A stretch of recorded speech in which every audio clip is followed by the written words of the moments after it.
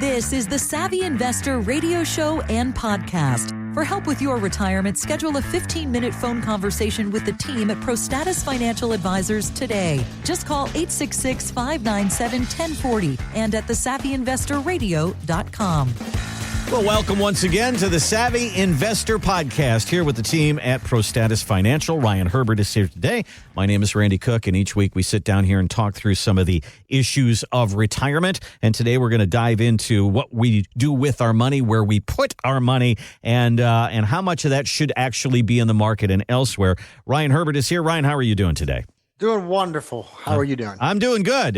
We're getting to that time now where we're starting to think about taxes. We're starting to think about retirement. We're starting to think about our money. And certainly, once we save our money, Ryan, then we got to figure out, where do we put that money? You know, and right now you may be parking it someplace in a 401k with mutual funds or ETFs or whatever that is, whatever you do. But the people at JP Morgan did an interesting study, and they said when you get to retirement, if you have 60 to 80% of your money in guaranteed sources, we'll kind of define that for you, those people spend 44% more money than people who don't have their money there. They have less anxiety. They enjoy their money and their retirement more. So, Ryan, tell me let's define this first. What are guaranteed sources of income? Do you use them a lot? And how much do people want to have? How much is it, 60 to 80% that they want to have in these buckets? Or what do you usually see? You know, guaranteed sources of income, if we think about what retirement income looks like, something that's guaranteed is, Social Security. That's going to come from the federal government. It's guaranteed. The federal government will change Social Security, or they'll just print more money, so that Social Security will just continue. That money's going to come from them.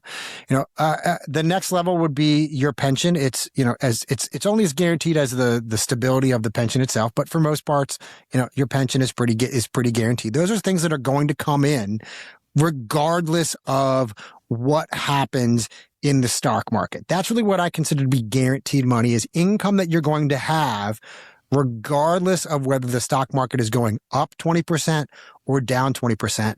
That money's coming in every single month, being deposited in your bank account, just like your paycheck was. Your paycheck was guaranteed as long as you're employed. This money is as guaranteed as it can possibly be. And then after that, you have to look at, where can my money come from in retirement? Well, you can use the overall stock market. Well, that's not guaranteed, because the stock market goes up, I'm making money. Stock market goes down, I'm losing money. You can use fixed income portfolios, where you're buying corporate bonds and you're collecting those interest payments from those. Well, we've had situations in the market where corporates have stopped making those bond payments. 2008 is a perfect example. They stopped making all those bond payments to save money. Those bond payments can change, because it's not like you have those bonds for 20, 30, 40 years. You're relying upon being able to go out and buy new ones. You can use preferred stocks or dividend paying stocks. Same thing there. You're relying upon the companies to continually pay those based on how well or how poor the company's doing. Or you can use annuities. Annuities are basically like buying your own personal pension. You are giving your money to an insurance company.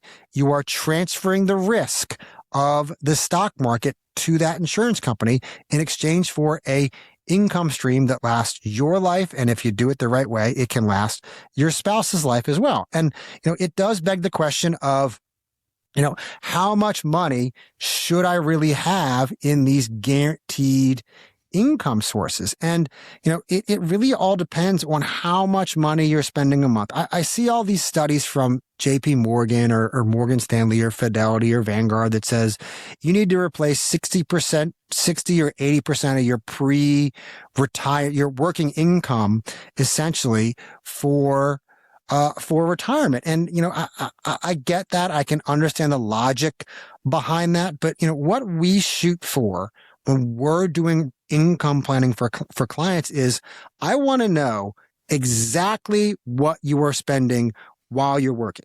That exact number. Is it $5,000 a month? Is it $8,000 a month?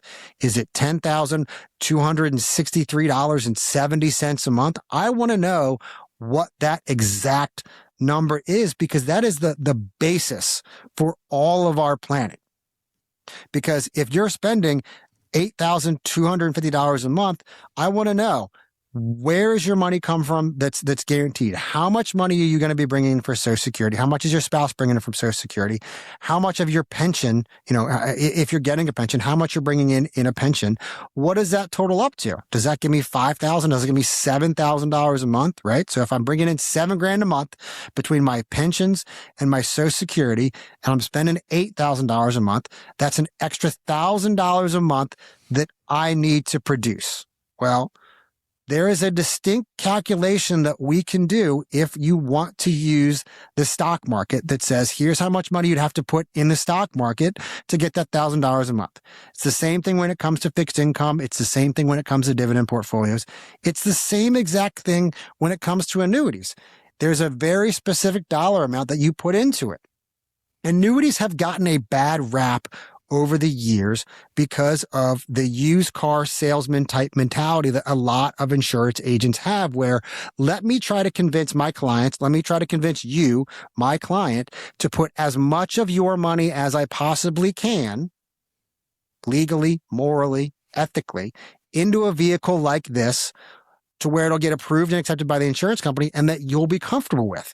Well, the problem with that, and the reason they've gotten a bad rap, is that once you put money into annuities, for the most part, that money is there for 10 years. You can't touch all of your money without paying some type of penalty or fee for getting your money out. And, you asked the question about how much of the money should be in guaranteed sources or not. In our opinion, you put in enough money to accomplish the goal. Because if I'm doing this calculation that says I'm 65 years old, my spouse is 64 years old, I'm going to retire in 2 years, I need an extra $1,000 a month. Well, all of these annuity vehicles, these guaranteed vehicles, have an interest rate attached to them. They say we're going to guarantee to grow your money at 5, 6, 7, 8% per year. And then when you turn on the income, there's a percentage that they pay.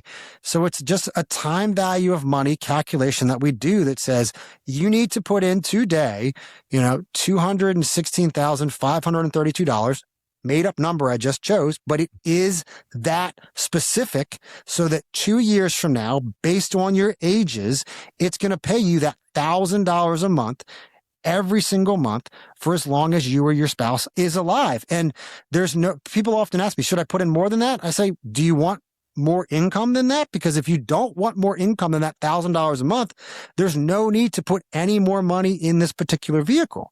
Because any money that you are going to set aside for income, I don't care if you're using an annuity that's not liquid at all, or you're putting all that money in the stock market, any money that you're ever setting aside for income purposes, you can't ever go touch and grab all of it. Because if I have the money in annuity, there's penalties and fees. But if I have my money in the stock market and I need it to earn, it's paying me 4%. If I have $1 million paying 4% and I go and I take away 200,000, well, now I have $800,000 paying 4%, which is not the same number as $1 million paying 4%. So while it may be liquid from the perspective of I have my money in stocks, I have my money in bonds, I have my money in dividend paying stocks, it's liquid because I can go grab it. But the moment I go touch that money, it ruins the income. And so you only want to put in the smallest dollar amount possible to accomplish the income goal. It's not a magic 60% of my money should be in the overall market in liquid and 40% of my money should be in, a fixed vehicle that's guaranteed to pay my income. It is 100% situational, because we come across situations where clients have to put a significant portion of their assets into some type of investment income producing vehicle to generate the income need, because that's their situation. I also have other clients to where their Social Securities and their pensions are covering their income needs, and we don't have to set aside any money for income, any money that has to be secure, and it can all be growth oriented. Really, at the end of the day, it's how much money are you spending every single month? How much income do we have coming in already that's not relying upon the stock market? What's that bogey? And then it really just is a math calculation that says, here's how much of your nest egg we have to set aside for income. And then the best part about that is that once you make sure you have that income secure, right? We've taken money, we've set it aside so that no matter what happens in the stock market, I have my monthly income between whatever sources of income I have from pension or Social Security or rental income or whatever it has to be, plus my investment income. I have the money I need every single month. Everything else, well, at that point, you can be as aggressive as you want to be. If you want to swing for the fences and be 100% in the market, you want to buy NVIDIA and Facebook and Google and Oracle and SMCI, all those high yield stocks that just keep going up and up and up and up and taking on all that risk, you can do that. Because if the money that I don't need for income takes a 20% hit, I'm not happy because I just lost 20% of my money, but it has no bearing on that monthly income that I have coming in every single month. Conversely, if I want to be super conservative with that money and just earn 2, 3, 4%, that's fine because I don't need to make 5, 6, 7, 8, 9, 10% on my money in the stock market to make my income work. If I just want to keep pace with inflation and keep that same dollar amount because I feel good about it, you can do that. That is really the benefit of having true retirement income planning, true investment planning in retirement, because it's not just put my money in the stock market and take out my gains. It's not just let me go buy bonds. Let's not just let me buy dividends. Yeah, you can do one of those things. You can do 3 of those things. You can go out and buy an annuity. It's about working with someone, creating this financial plan that accounts for all the ups and downs in the market, and it looks at everything that's available to you. Far too often, people choose to work with one company. Whether you're going to work with Schwab or Fidelity or Vanguard, because that's who's held your 401k, they're going to offer you their products. They're not going to look at anything outside of what they offer you. Same thing, you go to Morgan Stanley or Ed Jones or Merrill Lynch. They're going to offer you a variety of products, but they're going to offer you the variety of products that Merrill Lynch or Morgan Stanley or Ed Jones has chosen for them. And then you can go work with independent financial advisors. Some of them choose to work with one particular company and others say, hey, whatever I think is going to be the best thing for my clients, that's what I'm going to offer my clients. And I'm going to show you everything that's out there to you. And at ProStatus, that is what we do. We are true independent financial advisors. I don't have any set ties to one specific company that I choose to work with. I have a myriad of options that are out there to all my clients because everybody's situation is different. And it all comes down to you and what you are really looking for in your own retirement and what is going to give you that peace of mind of knowing that I'm not going to outlive my money and I'm going to be able to live the retirement that I've always dreamed of. It's interesting. The original question here was, we talk about guaranteed income, and the people who had 60 to 80% of their money in guaranteed income were the people who were seemingly the happiest in retirement. They knew that bucket was being filled up every month, and they spent it and felt very confident about their retirement. And in the example that you gave us, somebody who needs $8,000 a month, maybe $2,000 comes from her Social Security, $2,000 comes from his Social Security. Now we got to come up with $4,000. Maybe $4,000 comes from investments, and another $2,000 comes from the guaranteed income. And there's your 75%. It's exactly what the article was talking about. You have to figure out what you would like in your retirement. There's only a few places to put your money: the banks, the stock market, insurance companies, and real estate. Let's figure out what area you want to play in and how much you want to play in those areas for your retirement. That'll do it for the Savvy Investor podcast for today. Check out ProStatus Financial online, thesavvyinvestorradio.com.